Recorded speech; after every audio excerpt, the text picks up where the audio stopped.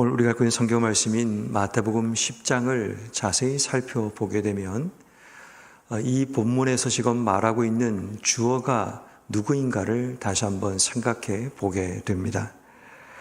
35절에 보면 내가 온 것은 이라고 내가 온 것에 대한 말씀을 하고 있습니다. 37절 말씀에 보면 나보다 더 사랑하는 자, 여기서 나라는 대상 예수님을 의미하죠. 38절 말씀에 보면 나를 따르지 않는 자, 나라는 단어가 다시 한번 등장하게 되죠. 39절에 보면 나를 위하여 자기 목숨을 잃는 자, 여기서도 내가 등장하게 됩니다. 그리고 4절 말씀에 보면 나를 영접하는 것이요 라고 말하는 부분에서도 또 나라는 단어가 등장합니다. 본문의 말씀이 여러 가지 복잡한 구조로 되어 있지만 이 본문이 한결같이 말하고자 하는 한 가지는 나에 대한 이야기입니다. 예수님에 대한 이야기라는 겁니다. 그런데 중요한 것은 예수에 대한 이야기가 분명히 맞지만 예수님에 대한 이야기를 하기보다는 예수를 따르는 자, 예수를 사랑하는 자, 예수를 영접하는 자, 예수의 목적을 기억하며 살아가는 자, 다시 말해 제자에 대한 이야기를 하려고 하는 의도가 이 속에 있습니다.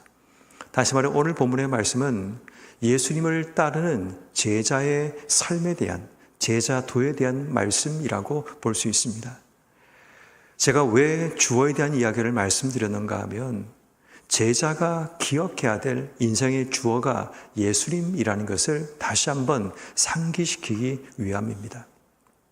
우린 자주 예수의 제자로 이 땅의 삶을 살아가면서 우리가 누구를 따르고 있는지, 누구를 사랑해야 되는지, 누구를 영접해야 되는지, 누구를 위해 우리의 삶을 드려야 되는지, 어떤 목적을 가지고 이 땅의 삶을 살아야 되는지 그것을 놓치며 살아갈 때가 참 많이 있기 때문입니다.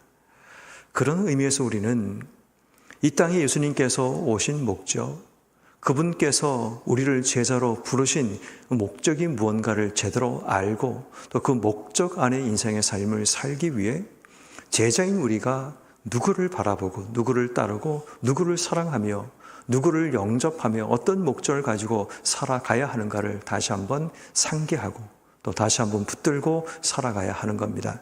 그런 의미에서 우리는 34절부터 36절까지의 말씀을 읽게 되면 내가 온 것은 너희에게 화평을 주러 온 것이 아니고 검을 주러 왔노라 라는 말씀, 35절 말씀에 아버지와 딸이, 어머니와 며느리가, 시어머니가 불화하게 하려 왔노라. 36절 말씀에 사람의 원수가 자기 집안 식구니라. 지금 이 말씀이 무엇을 말하고 있는 걸까요? 다시 말해 예수님을 따르는 제자는 가장 가까운 관계에 갈등이 일어날 수 있다라는 이야기를 하는 겁니다.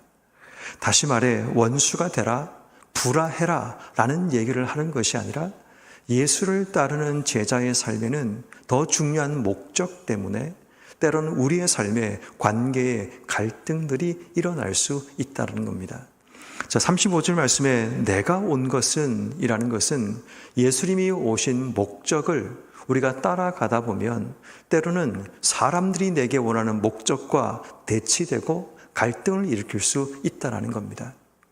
예수의 목적을 이 땅에 따라가다 보면 사람들이 내게 원하는 목적, 세상이 내게 원하는 목적과 다른 삶을 살다 보면 결국 화평이 아니라 서로 검이 주어지게 되고 또 평안과 또 화합이 아니라 불화가 생겨나게 되고 모든 사람을 형제로 받아들이는 것이 아니라 때로는 가장 가까운 사람의 원수가 자기 집안 식구가 되는 그런 일들이 일어나게 됩니다. 왜냐하면 그 길을 가지 못하게 막아서는 사람들과 그 길을 가려고 하는 제자의 삶에는 분명히 갈등, 때로는 그것 때문에 원수가 되는 그런 일들도 일어날 수 있기 때문입니다. 그러므로 우리는 제자의 길을 걸어가기 위해 사람들의 목적과 주님의 목적 사이에 서 있는 존재라는 것을 잊지 말아야 됩니다. 때로는 그것 때문에 관계에 갈등이 일어날 수 있고 때로는 그것 때문에 불화가 일어날 수 있고 때로는 화평이 아니라 검이 우리 속에 날아다니며 서로를 찌르고 서로를 아프게 하는 그런 일이 일어날지라도 우리가 누구인가, 어떤 목적으로 서 있는 존재인가를 늘 기억해야 된다라는 말씀을 가장 먼저 우리에게 주고 있습니다. 두 번째는 30절 이하의 말씀부터 39절까지의 말씀을 보면 나보다 더 사랑하는 것, 나를 따르는 자, 나를 위하여 자기 목숨을 잃는 자에 대한 제자가 가져야 될 삶의 태도, 우선순위에 대한 말씀을 하고 있습니다. 제자가 가져야 될 우선순위는 무엇을 사랑해야 되는가? 여기서 나보다 더라는 말씀을 우리는 아버지와 어머니를, 아들이나 딸을 사랑하지 말라는 말씀으로 착각하면 안 됩니다. 제자의 삶에도 부모를 사랑하고 또 자녀들을 사랑하는 삶은 당연히 일어나야 될 부분이죠. 그러나 이 말씀은 우선순위에 대한 말씀입니다. 여러분, 가끔 우리가 이런 얘기를 듣죠. 나이키의 경쟁 상대는 아디다스가 아니라 닌텐도다라는 이야기가 있습니다. 이 말은 무슨 말인가 하면 같은 스포츠 업계에 나이키라는 브랜드가 아디다스라는 그를 추격하는 브랜드와 경쟁하는 것이 아니라 야외 활동을 하지 않으려고 집안에 게임만 하고 있는, 닌텐도만 하고 있는 바로 그 닌텐도가 그들의 경쟁 상대라는 겁니다. 이것은 무슨 말인가 하면 본질이 무언가라는 겁니다. 우리의 본질, 이 본질은 지금 내 옆에 있는 경쟁 상대와 싸우고 그들과 조금 더 파이를 더 많이 얻기 위해 경쟁하는 것이 아니라 진정한 우리의 경쟁 상대는 거기에 있는 것이 아니라 아예 실외 활동을 하지 않게 만드는 게임과 같은 닌텐도들이다라고 이야기를 하는 겁니다. 여러분, 우리 인생의 본질도 마찬가지입니다. 본질을 잃어버리면 우린 자꾸만 사소한 문제로 인해서 마치 경쟁 상대가 아닌 자들을 경쟁 상대로 착각하며 살아가게 됩니다. 부모와 자식은 경쟁 상대가 아닙니다. 우리가 사랑하고 함께 가야 될 존재들이죠. 그러나 본질이 뭔가 하면 우리가 무엇을 따르고 무엇을 사랑하고 무엇을 위해 내 삶을 헌신해야 되는가? 자녀를 위해, 부모를 위해 당연히 헌신하고 사랑하고 우리가 그 길을 가는 게 맞습니다. 그러나 본질은 예수의 제자라면 누구를 위해서, 누구와 함께 우리의 삶을 살아가야 되는가? 이 본질적인 질문 앞에 서야 함을 이야기하는 겁니다. 우리가 제자로 부름받았다면 우리가 누구를 사랑해야 되는지, 또 누구를 따라가야 되는지, 누구를 위해 우리의 삶을 드려야 되는지 가장 본질적인 질문을 지금 우리에게 하고 있는 겁니다. 그러므로 그런 의미에서 오늘 우리는 제자로 부름받은 우리의 삶이라면 더 근본적인 우리의 본질, 예수의 제자로 주신 삶의 자리에서 우리가 어떻게 살아가야 되는지 사랑하고 따르고, 그리고 우리의 삶이 정말 온전한 헌신을 하기 위해 어떻게 살아가야 되는가를 우리에게 말씀합니다. 그 가치가 자기 생명을 잃는 것이어야 되고 자기 십자가를 지는 것이어야 되고 아버지와 어머니, 자녀와 자녀보다도 더 사랑하는 우선순위의 삶이 우리에게 있어야 됨을 이야기합니다. 자, 그런 의미에서 오늘 우리는 예수의 제자로 이 땅의 삶을 살아가기 위해 근본적인 우리의 본질이 뭔가를 찾고 우리의 근본적인 본질은 예수님이고 그 예수를 따르기 위해, 예수를 사랑하기 위해, 또 예수를 위해 내 전부를 드리기 위해 오늘 우리의 삶을 다시 한번 점검하고 또 그렇게 결단할 수 있는 우리가 되어야 합니다. 40절 이하부터의 말씀에는 지금까지 말씀드린 것은 예수를 위해 제자로서 우리가 이뤄야 하는 것이 있다면 이제 40절 이하부터는 예수를 통해서 우리가 얻게 되는 것을 이야기하고 있습니다. 너희를 영접하는 자는 나를 영접하는 것이요 나를 영접하는 자는 나 보내신 이를 영접하게 된다는 겁니다. 자, 제자의 권위가 단순히 나를 영접하는 것이 내가 아니라 나를 넘어서 예수를 영접하는 것이고, 예수를 영접한다는 것은 결국 예수를 보내신 하나님을 영접한다라는 새로운 권위가 우리 속에 주어지게 되죠.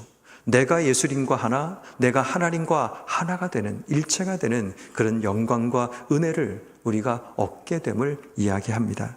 그 뒤에 보면 41절 말씀에도 동일하게 선자의 이름으로 선자를 영접하는 자가 선자의 상을 받게 되고 의인의 이름으로 의인을 영접하는 자가 의인의 상을 받게 된다라고 말을 합니다. 자, 여기서 우리가 주목해야 될 단어는 상이라는 단어입니다. 우리가 얻게 되는 또 한 가지는 상에 대한 부분인데, 선지자의 이름으로 선지자를 영접하는 자에게 주어질 상, 의인의 이름으로 의인을 영접하는 자에게 주어질 상에 대한 이야기를 하면서 40절, 누구든지 제자의 이름으로 작은 자 중 하나에게 냉수 한 그릇이라도 주는 자는 진실로 너에게 이르노니 그 사람이 결탄코 상을 잃지 아니하리라. 다시 말해, 제자의 이름으로 우리가 냉수 한 그릇을 나눌 수 있다면 그것에 상이 있다라는 겁니다. 다시 말해, 제자로서 우리의 삶에 최선을 다해 주어진 사역과 주신 삶을 살아가게 되면 결단코 상을 잃지 않는다는 말씀처럼 우리를 위해 준비하신 하나님의 상이 우리에게 있음을 의미합니다. 자, 그러므로 여러분, 오늘 우리는 예수의 제자로 주신 하루의 삶을 살아가기 위해 우리가 결단해야 될 것들이 있음을 우리에게 분명히 성경은 말하고 있습니다. 제자로 살아가기 위해서 때론 우리가 잃어버린 것이 있다는 것을 기억한다면, 내가 제자로서 잃어버린 것을 감당할 만한 믿음 주시기를 오늘 우리가 첫 번째 기도해야 됩니다. 때로는 우리가 사랑하는 것들, 또 우리가 따르는 것들, 우리가 소중히 여기는 것들을 제자로 살아가다 보면 우리의 삶 속에 잃어버리는 일들이 있을 수 있습니다. 제자가 아니었더라면 우리의 삶 속에 갈등의 문제, 또 다툼의 문제, 마음이 불편한 문제가 일어나지 않았을 겁니다.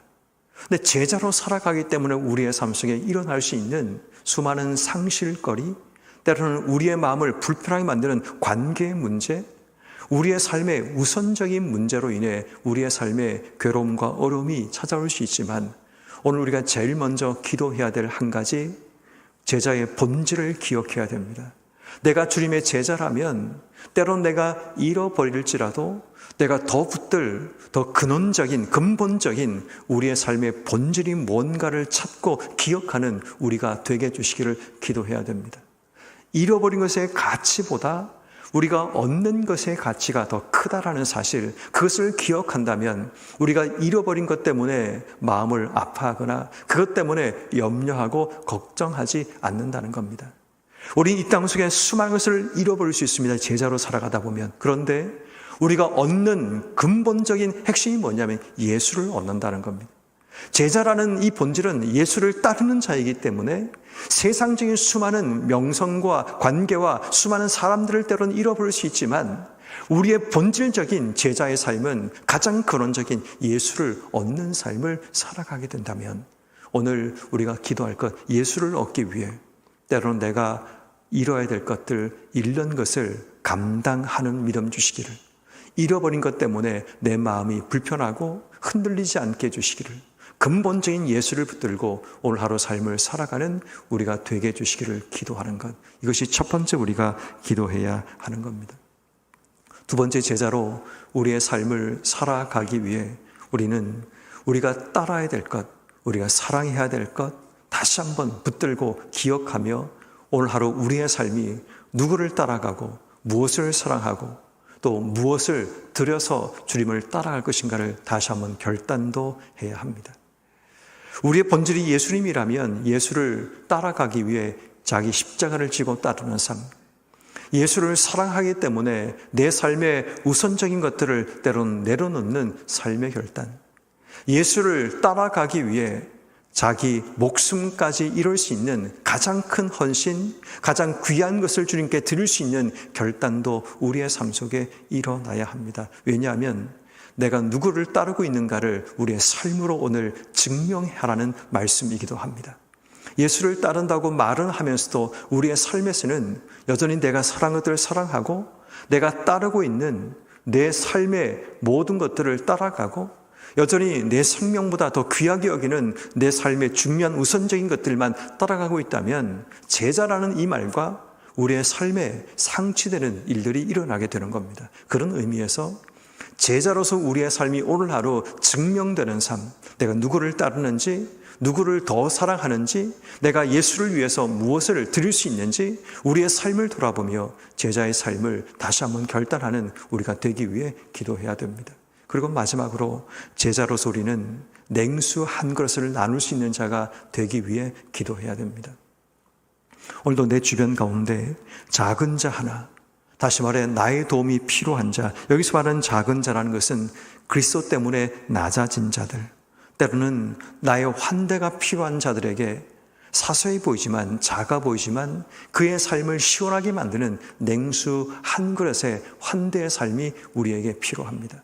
왜냐하면 나도 누군가의 환대를 받아 제자의 길을 걸어가고 있다면, 오늘 내 이름으로 누군가에게 환대를 통해 한 사람의 존재를 세워나가고 또 그 사람의 존재가 다시 제자의 길을 걸어가도록 도와주는 그 삶이 우리에게 필요합니다. 그러므로 오늘 하루의 삶을 살아가면서 우리 주변을 돌아보십시다.